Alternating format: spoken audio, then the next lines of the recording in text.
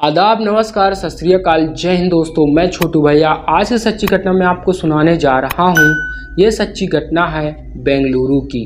ये बात है 2025 की। बेंगलुरु के वंशकारी इलाके में रहने वाली हरणी की ज़िंदगी बाहर से देखने में एकदम सदी सवारी लगती थी। साल 2012 में उसका विवाह दसगोड़ा एचपी से हुआ था। दसगोड़ा एक सधन और प्रतिष्ठित परिवार से थे, जिन्होंने हरणी को कभी किसी चीज़ की कमी महसूस तक नहीं होने दी। और दोनों की दो बेटियां हैं, एक 13 साल की और दूसरी 10 साल की। करीब 3 साल पहले की बात है। एक सांस्कृतिक कार्यक्रम में हरणी की मुलाकात एसएस नाम के युवक से हुई। वह केरी इलाके में रहता था और पेशे से सॉफ्टवेयर इंजीनियर था, और उसकी बातचीत करने का तरीका, चाल और स्मार्टनेस ने हरणी को काफ़ी प्रभावित किया। और 36 साल की हरणी यश के आकर्षण में पड़ गई। वह सिर्फ 25 साल की नौजवान था, और वहीं हरणी उससे करीब 10 साल बड़ी थी। 2 बच्चों की मां और पिछले 14 से 15 सालों से एक आरामदायक वैवाहिक जीवन जी रही थी। एसएस की नज़र हरणी पर पड़ी तो वह उसकी ओर खींचा गया, और हरणी की भी जब उसकी नज़रें समझ गई, और दोनों ने मुस्कुराते हुए बात शुरू की। एक दूसरे का नाम पूछा, थोड़ी बातचीत की और फिर मोबाइल नंबर भी ले लिया। और उसके बाद एस हरणी को मैसेज करने लगा और वह भी जवाब देने लगी। दोनों में बातें बढ़ने लगी। दिन ब दिन बातचीत और करीब ले जाने लगी। अब सिर्फ फ़ोन पर बात करने से मन नहीं भरता था। अब वे दोनों एक दूसरे से मिलने की बात सोचने लगते हैं। हरणी और यश के बीच बातचीत का सिलसिला बढ़ गया और दोनों की केमिस्ट्री जमने लगी थी। एक दिन मौका देकर उन्होंने मिलने का प्लान बनाया और किसी होटल एक प्राइवेट रूम में दोनों आमने सामने बैठे खुलकर बातें की, दिल की बातें शेयर की। और उस दिन से उसके बीच नाजायज़ रिश्ता भी बन गया। अब वह अक्सर मिलने लगे। हर 2-3 दिन में कोई बहाना बनाकर मिलते और साथ में वासना का भी खेल खेलते।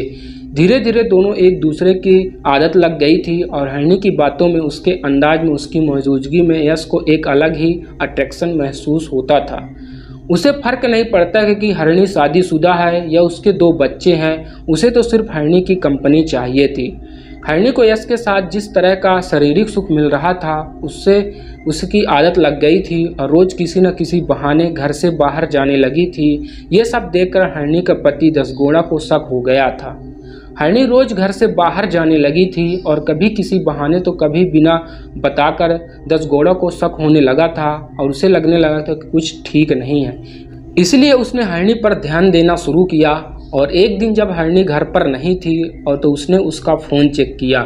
व्हाट्सएप पर यश नाम के लड़के से उसकी खूब सारी चैट थी। दोनों बहुत सारे बातें करते थे। कुछ मैसेज ऐसे थे जिसे साफ साफ लग रहा था कि उसके बीच शारीरिक रिश्ता भी बन चुका है। यह सब देखकर दसगोड़ा को बहुत बड़ा झटका लगा और उसे बहुत दुख हुआ, क्योंकि उसने हरणी को हमेशा सुख में रखा था, और फिर भी उसने ऐसा क्यों किया। यही सोचकर वह परेशान होने लगा और गुस्से में उसने हरणी से पूछताछ की, लेकिन हरणी ने साफ इनकार कर दिया। बोली कि उसका किसी से कुछ लेना देना नहीं और कुछ नहीं चल रहा है। दसगोड़ा ने उस वक्त उस पर भरोसा कर लिया, लेकिन कुछ दिन बीत जाने के बाद उसके पक्के सबूत मिल गए, चैट्स, कॉल्स और मिलने की जानकारी भी। फिर उसने हरणी से साफ कह दिया कि अब उसे यश से रिश्ता ख़त्म करना होगा, और साथ ही उसने यह भी कह दिया कि अब हरणी बार बार घर से बाहर नहीं जाएगी और किसी अजनबी से ज़्यादा बात नहीं करेगी। हरणी चुपचाप सब सुनती रही, और उसके मन में क्या चल रहा था यह कोई नहीं जानता था। 9 जून 2025 को बेंगलुरु के ओयो होटल की तीसरी मंजिल से तेज बदबू आने लगी थी। सुबह 10 बजे के आसपास एक वेटर ने मैनेजर को इसकी जानकारी दी और दरवाज़ा नॉक किया गया। कोई जवाब नहीं मिला। आखिरकार होटल के मैनेजर ने 2 कर्मचारियों को साथ लेकर डुप्लीकेट चाबी से दरवाज़ा खोला, और दरवाज़ा खोलते ही जो नज़ारा सामने था उसे देखकर सबके होश उड़ गए। कमरे की फर्श पर एक महिला खून से लथपथ पड़ी थी, और सुब्रमण्यमपुरा जो पुलिस स्टेशन की टीम कुछ ही समय में मौके पर पहुंच गई। कमरे की जांच की गई। महिला के बैग से आधार कार्ड और मोबाइल मिला। होटल के कमरे से आधार कार्ड और मोबाइल के जरिए महिला की पहचान हरणी के रूप में हुई। पुलिस ने जब उसके मोबाइल की कॉन्टैक्ट लिस्ट और हाल ही की कॉल हिस्ट्री खंगाली तो दसगोड़ा एचपी का नंबर और नाम सबसे ऊपर दिखा, जो उसका पति था। पुलिस ने तुरंत दसगोड़ा को संपर्क किया और उन्हें मौके पर बुलाया गया और कुछ देर बाद हरणी का पति दसगोड़ा होटल पहुंचा। पुलिस ने जब उसके कमरे के बाहर से सबको दिखाया तो वह पहचान गया। उसने बताया कि यह उसकी पत्नी हरणी है। पुलिस ने उसके बाद कमरे की जांच पड़ताल की, सबूत इकट्ठा किए और लाश को पोस्टमार्टम के लिए केम हॉस्पिटल भेज दिया गया। और यह सब साफ हो चुका था कि हरणी की मौत सम्मान नहीं थी, यह हत्या का मामला था। पुलिस के केस दर्ज करने के बाद जांच शुरू की और सबसे पहले होटल की सीसीटीवी फोटोज को देखा गया और फोटोज में दिखा कि 6 जून की सुबह हरणी एक युवक के साथ होटल में दाखिल हुई थी। होटल की बुकिंग उसी युवक के नाम में थी और गाड़ी भी उसी की थी और 7 जून की रात वही युवक अकेला गाड़ी लेकर होटल से निकला और फिर वापस नहीं लौटा। पुलिस को शक हुआ कि उसी युवक के इस हत्या से कोई लेना देना है। मोबाइल लोकेशन के आधार पर पुलिस ने 25 साल के यश को गिरफ्तार किया और पूछताछ में उसने अपना जुर्म कबूल कर लिया। जांच में पता चला कि हरणी और यश के बीच कुछ समय से संबंध बन रहे थे, लेकिन जब हरणी के पति को इसके बारे में पता चला तो उसने हरणी पर निगरानी रखना शुरू कर दिया। हरणी पर घर से बाहर जाने और बात करने पर पाबंदी लग गई। हरणी ने तय किया कि अब यश के सारे रिश्ते तोड़ देगी और उसने साफ कह दिया कि अब दोनों के बीच में कोई बातचीत नहीं होगी। लेकिन यश यह मानने से तैयार नहीं था। उसे हरणी से रिश्ता तोड़ना नहीं था, उसका मन अब भी हरणी के पास ही अटका हुआ था। हरणी का शरीर, उसकी जवानी, यह सब कुछ भी उसके दिमाग में घूम रहा था। उसे अब वह सब कुछ बिना किसी जिम्मेदारी के मिल रहा था, इसीलिए इसे वह छोड़ना नहीं चाहता था। वह हरणी को बार बार फ़ोन करता, मैसेज करता और मिलने की जिद करता, लेकिन हरणी अब उससे पूरी तरह से दूरी बना चुकी थी और वह उसका फ़ोन तक नहीं उठा रही थी। आखिरकार 5 जून 2025 को एसएस ने हरणी को एक मैसेज किया। उसने मैसेज में लिखा कि एक बार मिल लेते हैं, फिर जो फैसला लेना हो वो तुम ले लेना। और साथ ही उसने कहा कि उसे बस आखिरी बार मिलना कर शारीरिक सुख चाहिए। एसएस बार बार यह कह रहा था, जिद कर रहा था, इसलिए हरणी ने मिलने के लिए हाँ कर दी। असल में हरणी के घर वाले के उसके यश और रिश्ते की जो खबर है वो लग चुकी थी। घर वाले उस पर दबाव बना रहे थे कि यह रिश्ता पूरी तरह से तोड़ दो। यहीं यश उस पर दबाव बना रहा था कि वह रिश्ता जारी रखे। इस दोहरी स्थिति में थक कर वह हरणी ने सोचा कि एक बार जाकर सब कुछ साफ साफ कह देना ही ठीक होगा, ताकि वह खुद भी इस झंझट से बाहर निकल सके। 6 जून को हरणी ने अपने पति और घर वालों से कहा कि वह 2-3 दिन के लिए मायके जा रही है। उसके बाद पति ने बिना शक किए इजाज़त दे दी और हरणी घर से बाहर निकली और तय जगह पर यश कार लेकर पहुंचा हुआ था और उसका इंतजार कर रहा था। हरणी उसके साथ कार में बैठ गई। दोनों सुबह सुबह पूर्ण प्रज्ञा जो हाउसिंग लेआउट इलाके के पास एक जो होटल होता है वहां पहुंचते हैं और ऐसा लगता है कि यश ने पहले ही होटल की रूम की बुक कर ली थी। होटल में हरणी और यश 2 दिन रुकने वाले थे और दोनों का कोई जल्दीबाजी नहीं थी।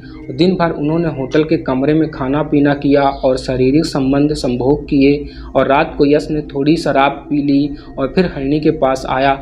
तभी हरणी ने साफ साफ कह दिया कि अब वह आगे उससे नहीं मिल पाएगी और उसने कहा कि अब उसके बीच इस रिश्ता जो है उसको सब खत्म कर लेगी। यह सुनते ही यश को गुस्सा आ गया। उसने कहा कि उससे रिश्ता नहीं तोड़ना चाहिए बल्कि उसे शादी करना चाहिए था और यह तक कह दिया कि अगर ज़रूरत पड़ी तो वह अपने पति को भी छोड़ दे। हरणी की यह सब बात जो मंजूर नहीं होता है और उसने यश की बात मानने से मना कर दिया। इसी बात पर दोनों में बहस होने लगी। बात इतनी बढ़ गई कि यश गुस्सा काबू से बाहर हो गया और उसने अपने बैग से चाकू निकाला और हरणी पर हमला कर दिया।